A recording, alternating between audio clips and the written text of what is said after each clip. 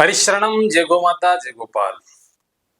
मेरे प्यारे दर्शकों, आप सभी का आपके अपने राजपुरोहित एक्सट्रो चैनल पर, ज्योतिषी चैनल पर स्वागत अभिनंदन है।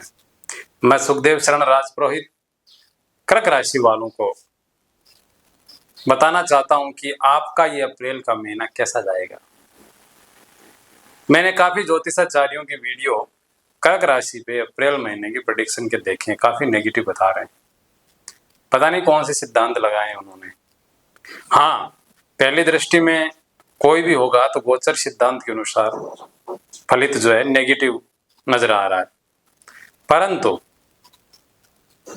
हकीकत यह है कि कर्क राशि इस महीने बहुत अच्छी जाने वाली है, क्योंकि वेद विपरीत वेद का ज्ञान जो है, जो यूट्यूबर ज्योतिषाचार्य उसमें से काफी अच्छे विद्वान ज्योतिषाचार्य भी है, उनकी बात नहीं कर रहा हूं मैं, पर काफी जो सिर्फ प्रोपेगेंडा फैलाने के लिए जोर जोर से दौड़ते हैं लोगों को इंप्रेस करने के लिए, उनकी बात कर रहा हूं।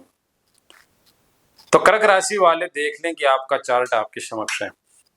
ग्रह कहाँ बैठे हैं ये भी नजर आ रहे हैं। यहाँ बैठ के आपको कैसे प्रभावित करेंगे, आपकी लाइफ के कौन से पार्ट को प्रभावित करेंगे, इसके ऊपर हम आपको एक दृष्टि देने वाले हैं वैदिक ज्योतिष के माध्यम से।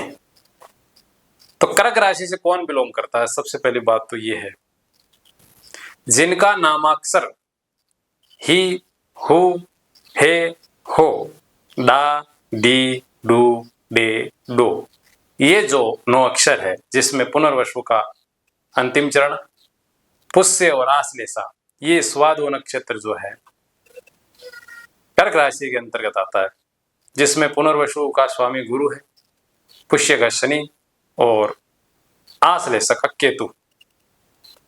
ये आपकी राशि है। आपकी राशि के ऊपर इन ग्रहों का ज्यादा इफेक्ट रहेगा। चंद्रमा का, शनि का, गुरु का और केतु का, मुख्य रूप से यही ग्रह जो है आपको रिलेट करते हैं कॉमन वे पर। तो आप देख रहे हैं कि कर्क राशि का स्वामी चंद्रमा तीसरे हाउस में बैठा है, गोचर सिद्धांत के अनुसार अच्छा है। यात्राओं में आपका मन लगेगा। टूर एंड ट्रेवल का जो लोग काम कर रहे हैं, लोगों को गाइड करने वाले जो लोग हैं, चाहे किसी भी क्षेत्र में हो, उन लोगों के लिए विशेष धन की प्राप्ति होगी, इसमें कोई दो राय नहीं है। यात्राओं में उनका विशेष मन लगेगा। सज्जनों, बात करते हैं सूर्य नारायण भगवान की। आपके धन भाव में केतु बैठा है, उसका मालिक जो है भाग्य भाव में गोचर कर रहे हैं। गोचर के नियमानुसार यहाँ सूर्य का गोचर शनि के साथ में गुरु की राशि में ठीक नहीं है।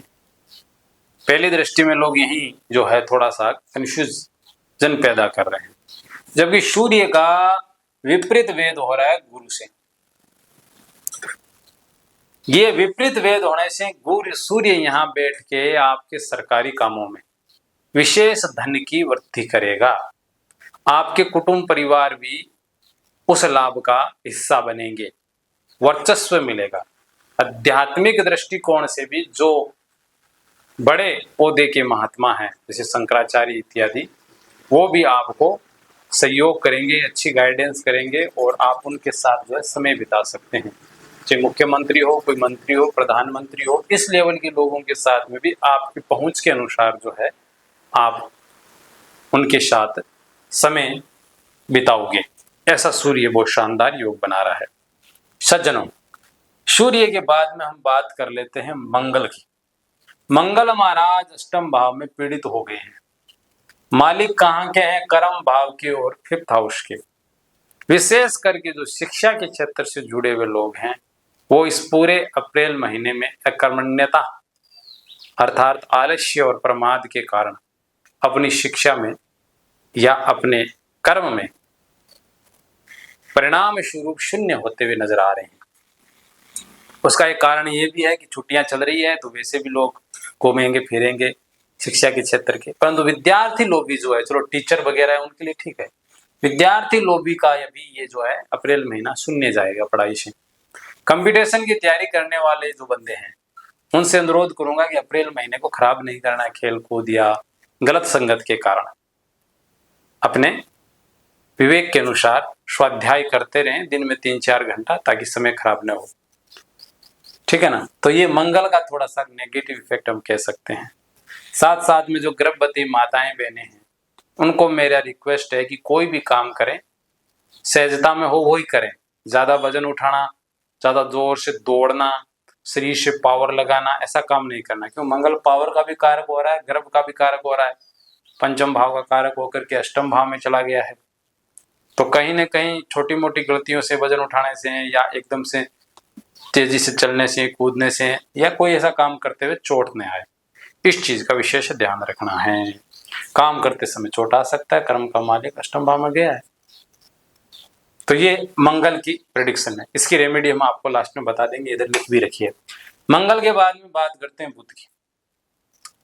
वैसे अष्टम भाव अच्छा नहीं माना जाता है, पर गोचर के अनुसार बुध जब जब अष्टम भाव से गुजरता है तो कुछ न कुछ नया सिखा के जाता है। अनजान लोगों से कुछ ऐसा लेसन हमको मिल जाता है जो हमारे लिए लंबे समय तक काम आता है, आर्थिक और पारिवारिक हर दृष्टि से। तो ये बहुत शानदार योग है। ये बुध यहाँ से अष्टम भाव का में से गुजरते हुए 12वें भाव का भी मालिक है, तीसरे भाव का भी मालिक है। तो गुप्त चीजों की जानकारी मिल सकती है, किसी दूसरे के पैसे आपको मिल सकते हैं। जैसे ऐसा संयोग होता है कई बार कोई दान दक्षिणा भी दे जाता है बड़ी सारी, अचानक से ऐसा लाभ आ जाता है जिससे हमें कोई अपेक्षा आशा भी नहीं थी। आउट ऑफ कंट्री से, आउट ऑफ कल्चर से जुड़े हुए लोग भी आपको ऐसे ही सहयोग करके चले जाएंगे। ऐसा बुध का योग जो है इस अप्रैल महीने में मुझे बनता हुआ नजर आ रहा है। और बुध की यहाँ से 7वीं दृष्टि केतु के ऊपर भी है। तो आध्यात्मिक दृष्टिकोण से भी एक ये एंगल जो है ठीक ठाक बनता हुआ मुझे नजर आ रहा है। सज्जनों, राहु के साथ में बुध की युति है, मंगल के साथ में भी युति है।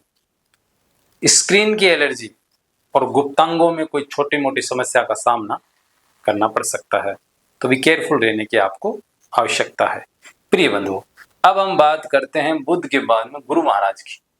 गुरु 12th हाउस में गोचर कर रहे हैं, छठे भाव के मालिक होकर के और भाग्य भाव के मालिक होकर के। वैसे तो गुरु की जो दृष्टियां हैं वो 7वीं दृष्टि सीधी छठे भाव में आ रही है, परंतु 5वीं दृष्टि जो है वो 4th हाउस के ऊपर आ रही है। परिणाम स्वरूप ये जो दृष्टि है, गुरु की दृष्टियों की हम बात इसलिए करें, गुरु की शुभ दृष्टि होती है। गुरु यहाँ 12वें भाव में गोचर के रूप में अच्छा नहीं माना गया, परंतु तो गुरु का यहाँ पे वेद हो गया है।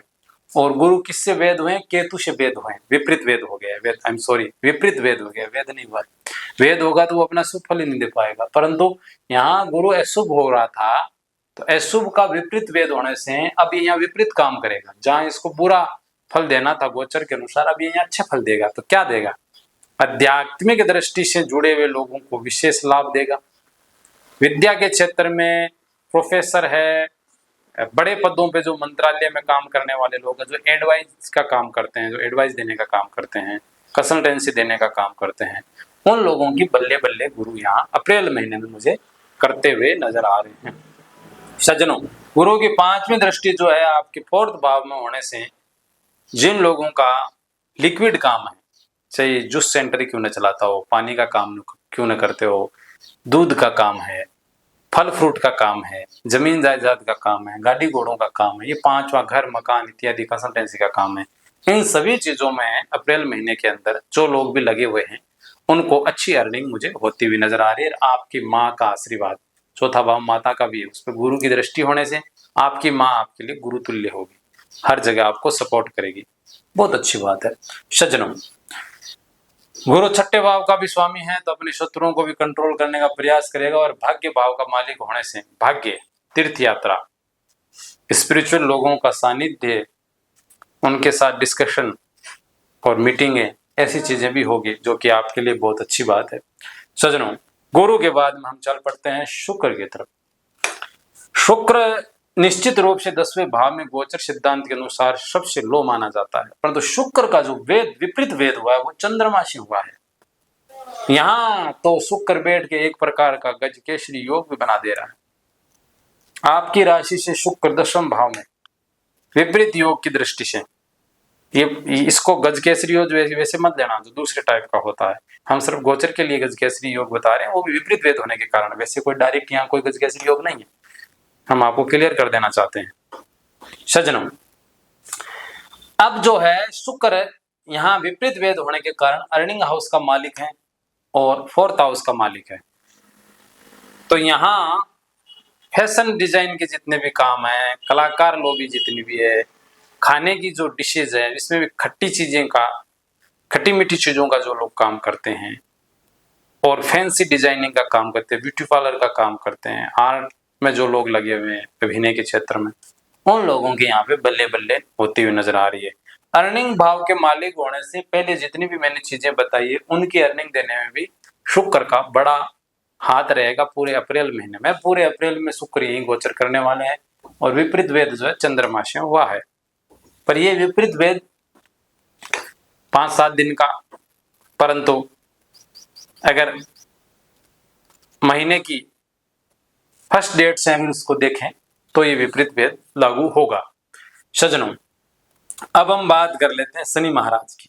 शनि महाराज आपके भाग्य भाव में बैठे हैं 7वें और 8वें भाव के मालिक होकर के, और 8वें भाव में आप देख रहे हो बुध मंगल राहु बैठे। यहाँ शनि जो है सूर्य के साथ युति कर रहे हैं। सूर्य नारायण भगवान यहाँ 14 अप्रैल तक रहेंगे। 14 अप्रैल के बाद में कर्म भाव में शुक्र की तरफ चले जाएंगे। तो सूर्य तो अभी विपरीत वेद होने के कारण भी अच्छा है, फिर 10वें में वैसे भी गोचर सिद्धांत के अनुसार अच्छा हो जाएगा। तो सूर्य की तरफ से तो कोई दिक्कत नहीं है, पर शनि अभी है। ये जो 5-7 दिन है, इस दौरान जो आपके सीनियर, मतलब आप अगर सर्विस करें तो आपका बॉस और आप, पिता और पुत्र, गुरु और शिष्य, इस रिश्तों में जो है वैचारिक मतभेद होगा। चीजों को लेके टकराव कि ये ऐसा नहीं ऐसा करना है, ये चीजें जो है आपको खट्टी मीठी चीजें यहाँ पे देखने को मिलेगी। शनि अष्टम भाव का मालिक होकर के 9वें भाव से गुजर रहा है। अनजान लोगों से सावधान रहने की आवश्यकता है, कोई आपको भ्रमित कर सकता है। दूसरा, गलत आचरण से अपनी इमेज को खराब करने की भी कुछ संकेत यहाँ पे मिल रहा है। तो क्यों करने, इमेज को अच्छा रखें, ईमानदार रहें तो ज्यादा अच्छा रहेगा। शनि की तीसरी दृष्टि अर्निंग हाउस के ऊपर है, 8वें के साथ में है, तो अनजान लोगों के साथ में चलते फिरते ही ऐसे ही कुछ खर्चे बढ़ सकते हैं, उसका भी ख्याल रखना है। इसकी 7वीं दृष्टि जो है चंद्रमा के ऊपर है और 10वीं दृष्टि जो है 6ठे भाव के ऊपर है। तो शनि कई बार अप्रैल महीने में ऐसी सिचुएशन आएगी कि आप चाहते ही नहीं है किसी से उलझना, फिर भी सिचुएशन ऐसी बनेगी कि वहां थोड़ा बहुत आप उलझ ही जाएंगे। बाकी ग्रहों की कैलकुलेशन अच्छी है, विपरीत वेद होने के कारण, वैसे ओवरऑल अच्छी नहीं है, पर विपरीत वेद होने के कारण, अच्छी होने के कारण सब चीजों से आप निकल जाएंगे। सज्जनों, बात कर रहे हैं राहु की। राहु का गोचर ठीक नहीं है, मंगल और बुध के साथ में भी है। तो गाड़ी, मोटरसाइकिल, व्हीकल चलाते समय भी ख्याल रखें। यहाँ तक कोई पेड़ पे चढ़ रहे गिर गए, सीढ़ियों पे चढ़ते चढ़ते गिर गए, दौड़ते दौड़ते गिर गए, कहीं न कहीं ऐसी चोट लगने की संभावना इस अप्रैल महीने के अंदर स्पष्ट नजर आ रही है। इसलिए इस चीज का आपको ख्याल रखना है। इसकी रेमेडियां मैंने सारी लिख रखी है, मैं बता दूंगा आपको अंतिम में। राहु के बाद में बात करते हैं केतु की। केतु आपका बैठा है परिवार भाव में, और परिवार भाव में जब केतु जाता है तो परिवार में हारी बीमारी देता है, क्लेश देता है, और अचानक से कुछ न कुछ समस्या दे देता है, जिसके कारण आप चिंतित रहेंगे। शनि भाग्य भाव में है और राहु की दृष्टि है, मंगल की दृष्टि है, बुध की दृष्टि है, तो निश्चित रूप से आप पारिवारिक व्यक्ति तो रहेंगे अप्रैल महीने में, परंतु परिवार की समस्याओं से आप चिंतित भी रहेंगे, विचलित भी रहेंगे। और हो सकता है आपकी कोई ऐसे शब्द वाणी आपके परिवार के किसी व्यक्ति को चुप भी जाए, वहां आपका पैसा भी खर्च हो सकता है। तो ये जो पूरी चीजें मैंने आपको बताई है कर्क राशि वालों के लिए, ये अप्रैल का महीना, ये जो नवग्रह आपको कुछ इसी तरीके से ही हैंडल करेंगे आपकी लाइफ को, ठीक है ना। अब कुछ चीजें जो नेगेटिव मुझे जो नजर आई, उसके लिए मैं रेमेडी आपको बता देता हूं। फर्स्ट, सूर्य नारायण की रेमेडी है। सूर्य अच्छा है, फिर भी किसी से मुफ्त में चीज न लें, उससे बचें तो ठीक रहेगा। उसके बाद में बात करते हैं चंद्रमा की। चंद्रमा अच्छा है, फिर भी अगर आप या तो चांदी धारण करके रखें या चांदी के पात्रों में पानी पिए, इससे भी आपका सूर्य नारायण, चंद्र नारायण और अच्छे रहेंगे। उसके बाद में बात कर रहे हैं हम मंगल ठीक नहीं है। हो सके तो विधवाओं की सेवा करें। अगर कहीं आपको पता लग जाए कि ये विधवा है महिला, तो उसको आप सपोर्ट करें, उससे आपका मंगल पूरे अप्रैल में बहुत अच्छा रहेगा। सज्जनों, केसर का तिलक लगाएं। गुरु का विपरीत वेद होने से बहुत अच्छा है, पर फिर भी तिलक लगाओ। हमारी हिंदू संस्कृति का तो वैसे भी तिलक का बड़ा महत्व है। और मांस मदिरा का सेवन नहीं करना है, ये शनि की रेमेडी है भाई। शनि जो है भाग्य भाव में जाके आपको कहीं ना कहीं अपवित्र करने का प्रयास करेगा। खान पान से विचलित बुरे आचरणों की तरफ आपका रुझान जा सकता है। तो शनि का एक कारण है। अगर बुरे कारणों में जाओगे तो फिर दंड भी वो अच्छे से देता है। यमराज का छोटा भाई है ना। फिर आप घर के, ये राहु की मैं रेमेडी बता रहा हूँ, घर का नैऋत्य कोण में अगर लाइट नहीं जलानी है, वहां पे आपको थोड़ा अंधेरा टाइप का रखना है। इससे राहु शांत रहेगा, क्योंकि राहु अच्छा नहीं है। ये राहु ये लंबे समय तक अच्छा नहीं है। कर्क राशि वाले वैसे पूरे साल भर में थोड़े थोड़े समस्याओं से जूझेंगे, परंतु ये अगर आप करके रखें अपने घर में तो ये आपके लिए ठीक रहेगा। बहते हुए पानी में एक नारियल बहा दे, घर में कुटुंब में जो क्लेश मच रहा है वो नहीं मचेगा। तो ये छोटी छोटी सारी रेमेडियां हैं। इन रेमेडियों का आप उपयोग करें अपनी लाइफ में, और आप देखें कि आपका ये जो अप्रैल महीना है ये पॉजिटिव हो जाएगा। और अगर आपकी लाइफ में कोई विवाह, उत्सव, वार, त्योहार, या अपनी लाइफ के बारे में, पत्नी के बारे में, गर्भाधान संस्कार के बारे में कोई चीज लेनी है, देनी है, उसके क्या योग बन रहे हैं, क्या मुहूर्त हैं, क्या चीजें आप करना चाहते हैं, उसका अगर कोई मार्गदर्शन आप चाहते हैं ज्योतिष के माध्यम से, तो आप हमारे नंबर पे संपर्क कर सकते हैं। हरि शरणम। जय गो माता, जय गोपाल।